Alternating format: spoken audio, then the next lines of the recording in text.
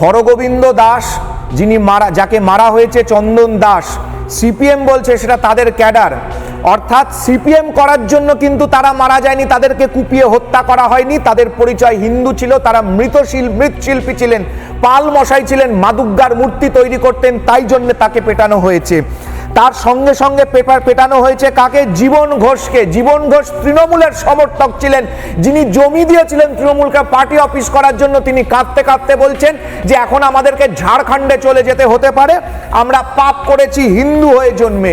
Hindu Exodus হওয়ার পরে দুদিনের মাথায় বলছেন যে 3 মাসের প্ল্যানিং চলছিল, 3 মাস ধরে জানতে এই ধরনের বাংলাদেশ থেকে এজেন্সি নিয়ে কাজ হচ্ছে।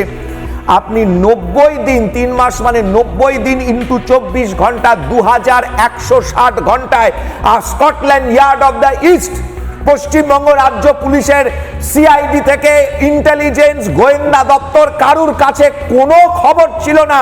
তাহলে অপদার্থ পুলিশ লর্ডসিনা রোডের এই অফিসটাকে তুলে দিতে বলুন ইন্টেলিজেন্স এবং আপনার স্পেশাল ব্রাঞ্চকে। লাইনের থেকে পাথর জোগাড় করে 3 মাস ধরে বাড়ির ছাদে রেখা হয়েছে, আর পশ্চিমবঙ্গের পুলিশ এসপি ডিএসপি কিছু জানে না। অপদার্থগুলো এক্ষুনি উর্দি ছেড়ে এক্ষুনি পদত্যাগ করুন।